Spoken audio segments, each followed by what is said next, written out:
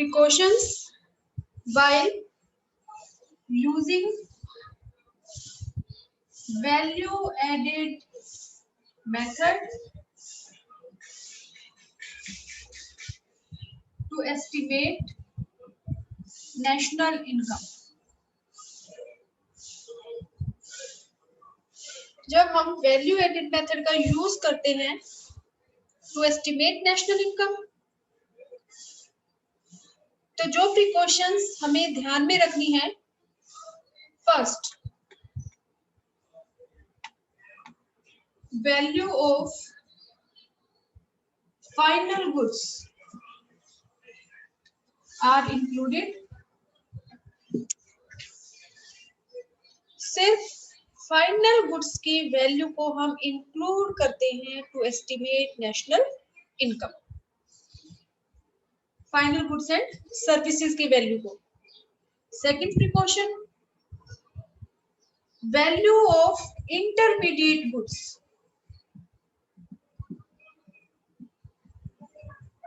Are not included. First precaution क्या है? Value of final goods and services are included to estimate national income.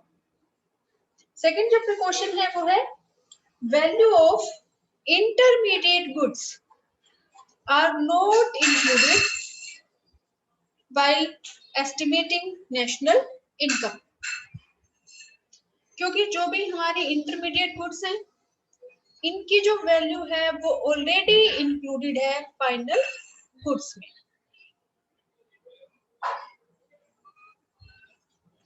Next हमारी जो precaution है,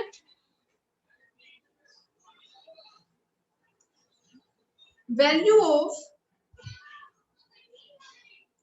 cell and purchase of second hand goods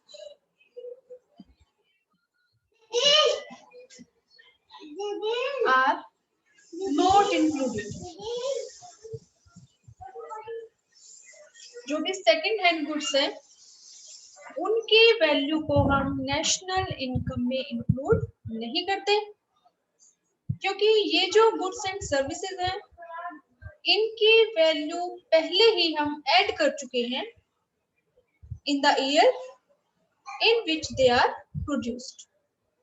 जो second hand goods हैं, उनकी value को हम करंट ईयर में नेशनल इनकम को एस्टिमेट करने में नहीं करेंगे, क्योंकि इनको हम ऑलरेडी इंक्लूड कर चुके हैं जिस ईयर में ये प्रोड्यूस हुई थी या इनकी सेल परचेज हुई थी। नेक्स्ट हमारी जो प्रिकॉशन है, production for self consumption.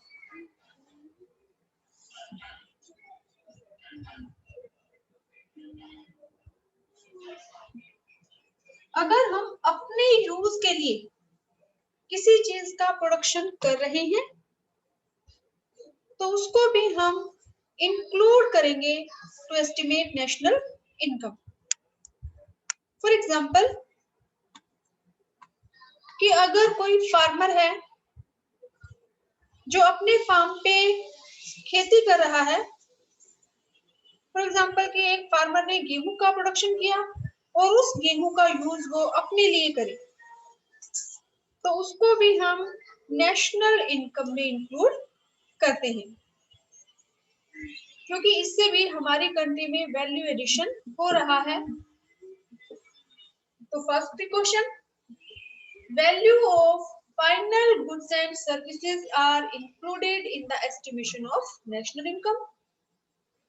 Second, value of intermediate goods are not included in the estimation of national income. Third precaution, value of sale and purchase of second hand goods are not included in the estimation of national income. Fourth precaution, production for self consumption is included in the estimation of national income.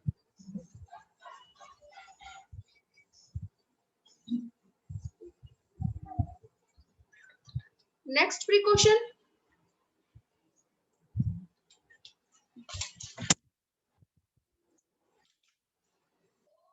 value of production for using in business organization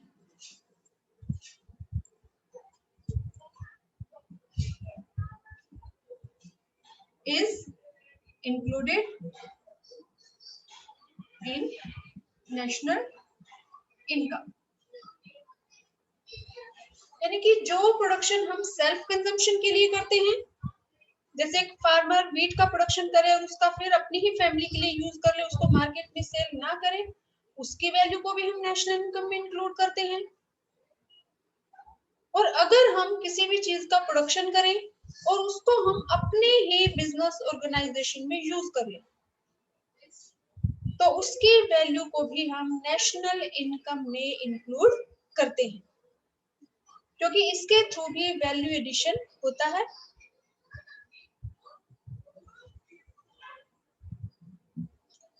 लेकिन जो services है, services,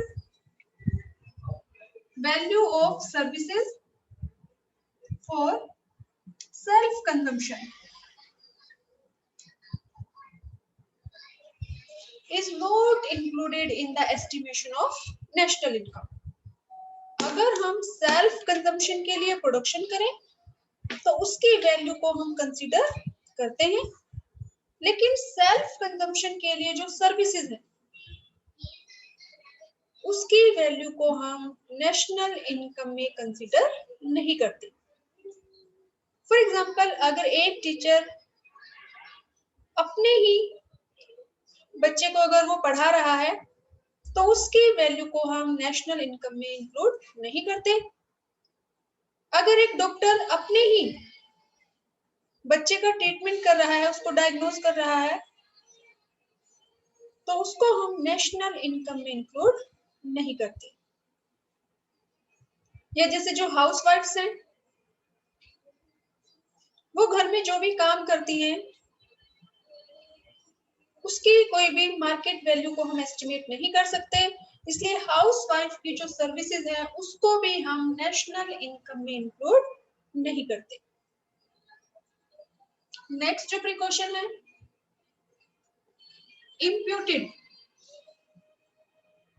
imputed rent of self occupied house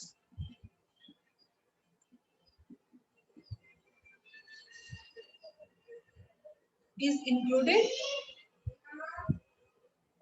while estimating national income.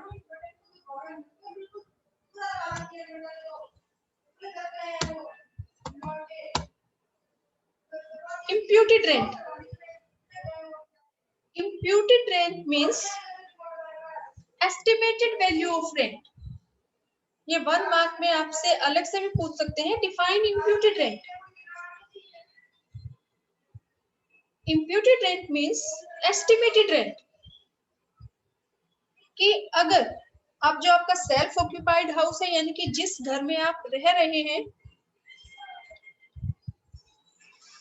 अगर आप इस घर को rent पे दे दें तो आपको उस हाउस की कितनी, उसके लिए कितना रेंट मिलेगा, या फिर अगर आप वैसे ही किसी दूसरे घर में रहे तो उसके लिए आप कितना रेंट पे करेंगे, उसको हम क्या कहेंगे, एस्टिमेटेड वैल्यू ऑफ रेंट या फिर इम्प्यूटेड रेंट।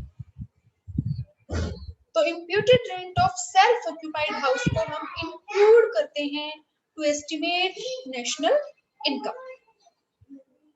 तो जो वैल्यू एडेड मेथड है, वैसे तो हमें इसके जो इक्वेशन है, इसका जो फॉर्मूला है, उससे हमें पता चल रहा है कि कौन कौन सी प्रिकॉशंस हम यूज करेंगे।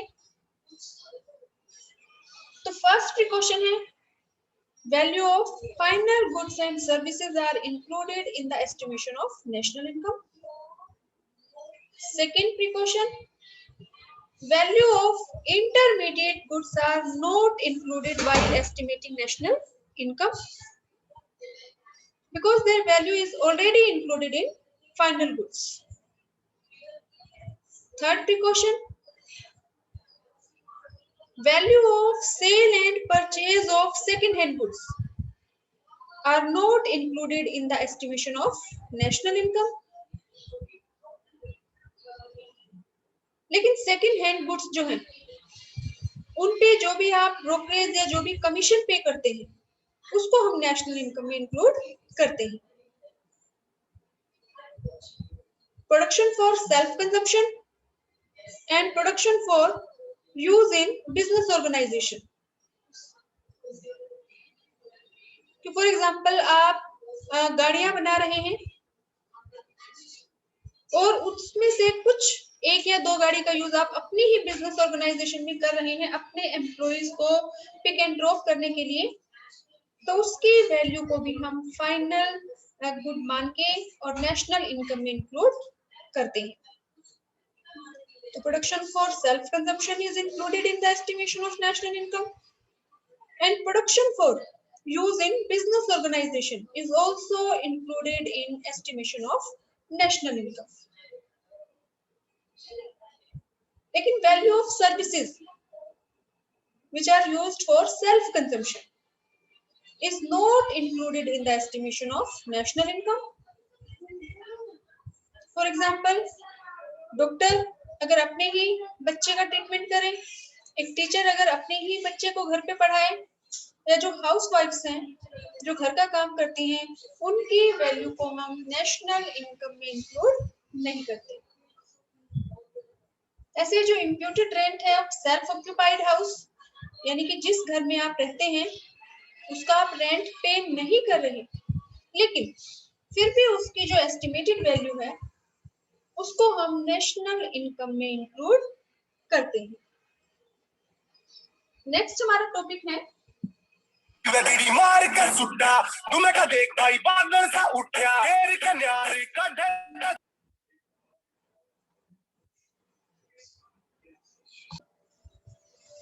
नेक्स्ट हमारा जो टॉपिक है वो है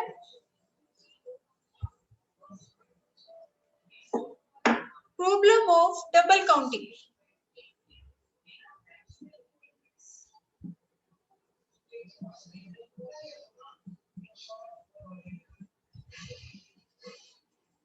Problem of double counting. The problem of double counting is related with value added method.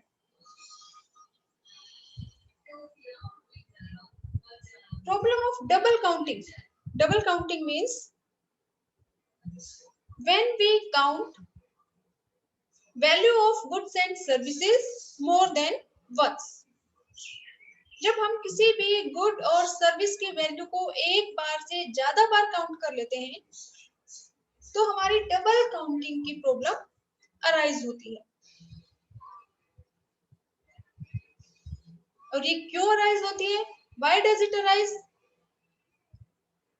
Because when we fail to distinguish between final and intermediate good. Double counting की problem क्या है? How would you define it?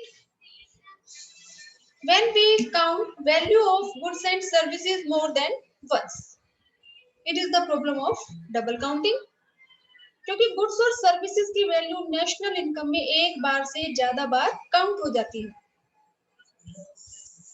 और ये arise होती है जब हम goods को क्लासिफाई नहीं कर पाते फाइनल और इंटरमीडिएट गुड में. तो उस केस में हमारी जो इंटरमीडिएट गुड की वैल्यू है वो हमारी एक बार से ज्यादा बार ऐड हो जाती है नेशनल इनकम में.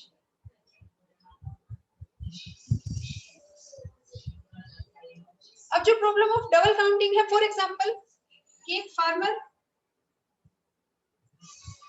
ने वीट का प्रोडक्शन किया और ये सेल कर दिया.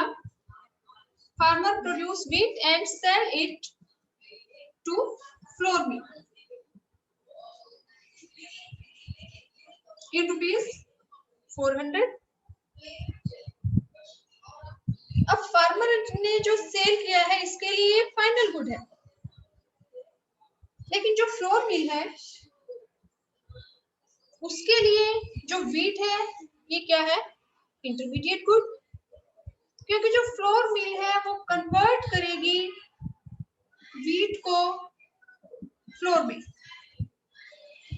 यानी कि इस व्हीट के ऊपर कुछ एक्सपेंडिचर करेगी और साथ में इसमें प्रॉफिट ऐड करेगी, यानी कि जो फ्लोर मिल है वो व्हीट परचेज करेगी, उसको कन्वर्ट कर देगी फ्लोर में और फिर सेल कर देगी बेकर को इन ₹600। अब जो बेकर है, बेकर इस फ्लोर को, व्हीट फ्लोर को कन्वर्ट करेगा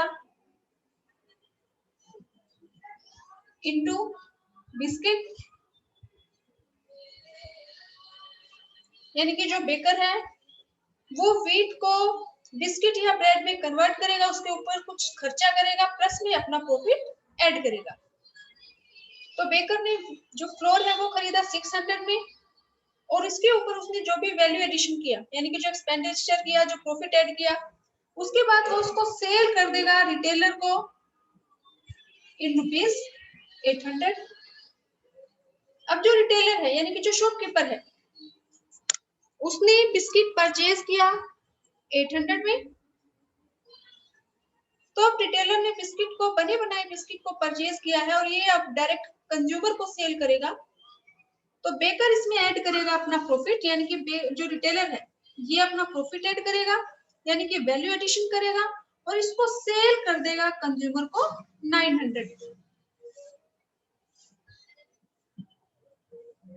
अब जो फार्मर ने जो व्हीट सेल किया फ्लोर मिल को, फार्मर ने सेल कर दिया एज ए फाइनल गुड हो गई उसकी तरफ से, लेकिन क्योंकि जो फ्लोर मिल है वो इस व्हीट को कन्वर्ट करेगी फ्लोर में, तो इसलिए जो व्हीट है वो फ्लोर मिल के लिए क्या है, इंटरमीडिएट गुड। ऐसे ही जो ये फ्लोर मिल है ये 600 में फ्लोर को सेल कर देगी बेकर को, तो बेकर के लिए जो 600 है, ये जो व्हीट फ्लोर है 600 का, ये उसके लिए क्या है, इंटरमीडिएट गुड। और जो बेकर है ये इसमें अपना प्रॉफिट ऐड करेगा और सेल कर देगा रिटेलर को, तो रिटेलर ने जो बेकर से परचेज किया है 800 में, वो उसके लिए क्या है, इंटरमीडिएट गुड। इस प्रोसेस ऑफ प्रोडक्शन में ये भी इंटरमीडिएट गुड है, ये भी इंटरमीडिएट है, फ्लोर भी, और बेकर ने जो बिस्किट बनाया ये भी इंटरमीडिएट है।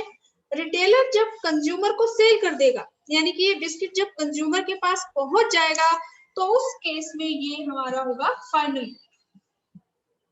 उससे पहले के जितने भी स्टेज हैं उस स्टेज पे ये जो है 400 का व्हीट, ये फ्लोर मिल के लिए इंटरमीडिएट गुड है, जो फ्लोर है ये बेकर के लिए इंटरमीडिएट गुड है, और बेकर ने जो बिस्किट बनाकर रिटेलर को सेल किया है तो रिटेलर के लिए इंटरमीडिएट गुड है, क्योंकि अभी वो इसमें वैल्यू एडिशन करेगा, प्रॉफिट ऐड करेगा, फिर सेल करेगा। लेकिन कंज्यूमर किसी भी चीज को परचेज करता है to satisfy his direct want, तो कंज्यूमर के पास आने के बाद ये प्रोडक्ट क्या हो गया, फाइनल गुड। तो अगर हम गुड्स को इंटरमीडिएट और फाइनल में क्लासिफाई ना करें, तो उस केस में हमारे नेशनल इनकम की जो वैल्यू होगी वो हमारी होगी 400 प्लस 600 प्लस 800 प्लस 900, यानी कि हमारी नेशनल इनकम की वैल्यू हो जाएगी 400 प्लस 600 1000, 1000 प्लस 800 1800, 1800 प्लस में 900 200, तो 2700। तो क्या ये हमारी एक्चुअल में नेशनल इनकम की वैल्यू है? नहीं, क्योंकि जो ये 400 जो रुपीस बीट का जो वैल्यू है ये 400 रुपए इस 600 में भी ऐड है, और यही 400 रुपए इस 800 में भी ऐड है, और 900 में भी ऐड है, यानी कि जो वीट की वैल्यू है उसको हम 1 2 3 4 टाइम्स काउंट कर रहे हैं। ऐसे ही जो फ्लोर मिल है उसमें जो फ्लोर ये 200 है, ये यहाँ भी है, यहाँ भी है और इसमें भी है, तो हमारी डबल काउंटिंग की प्रॉब्लम अराइज होती है when we fail to distinguish between intermediate and final good में। अगर हम गुड्स को क्लासिफाई ना कर पाए तो हमारी डबल काउंटिंग की प्रॉब्लम अराइज होती है। और हमारी जो नेशनल इनकम की जो वैल्यू जितनी होनी चाहिए उससे ज्यादा शो हो जाती है। यानी कि इस केस में अगर हम फाइनल और इंटरमीडिएट गुड के हिसाब से देखें तो हमारी नेशनल इनकम की वैल्यू होगी 900।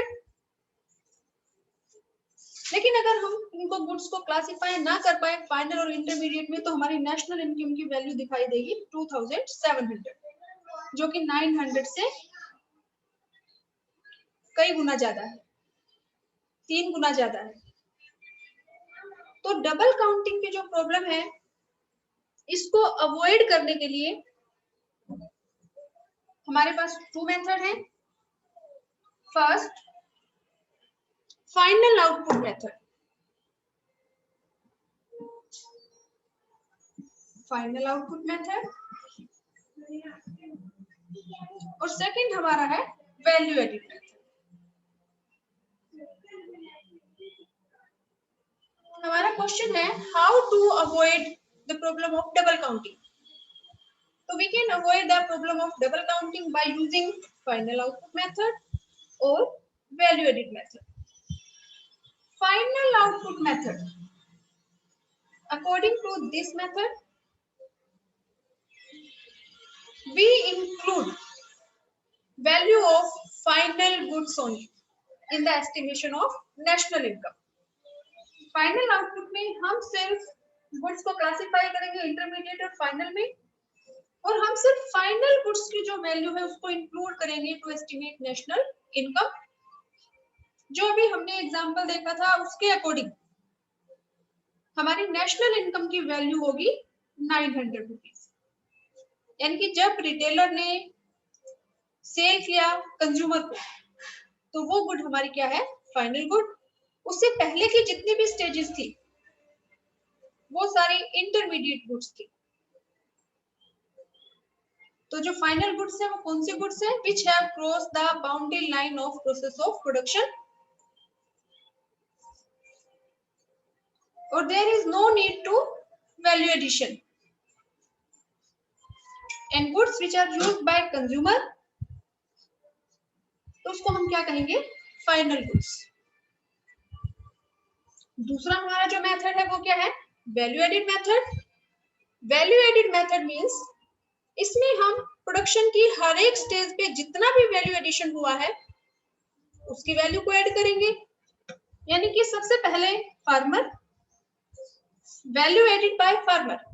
फार्मर ने कितना वैल्यू एडिशन किया, उसने 400 में सेल किया, और हम ये अज्यूम करके चल रहे हैं कि जो भी फार्मर है उसका कोई भी इंटरमीडिएट कंजम्पशन नहीं है। तो इसीलिए फार्मर का जो वैल्यू एडिशन है वो है 400।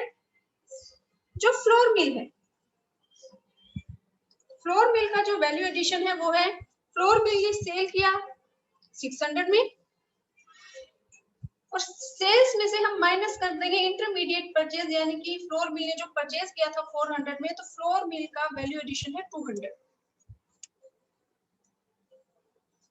उसके बाद जो बेकर है, बेकर का वैल्यू एडिशन कितना है, बेकर ने सेल किया 800 में और बेकर ने परचेज किया 600 में। तो बेकर का जो वैल्यू एडिशन है सेल्स माइनस इंटरमीडिएट परचेज, तो बेकर का जो वैल्यू एडिशन है वो है 200। अब बेकर ने सेल कर दिया रिटेलर को, तो रिटेलर का जो वैल्यू एडिशन है वो है 900 में रिटेलर ने सेल किया और उसने परचेज किया था बिस्किट को 800 में, तो sales minus intermediate purchase, retailer का जो वैल्यू एडिशन वो है 100। तो प्रोडक्शन की हर एक स्टेज पे जो भी वैल्यू एडिशन है उसकी वैल्यू को हम ऐड करेंगे। तो ये हमारी आ जाएगी नेशनल इनकम की वैल्यू 400 प्लस में 200 600, 600 प्लस में 200 800, 800 प्लस में 100 900। तो नेशनल इनकम की वैल्यू हमारी होगी 900 according to value added method.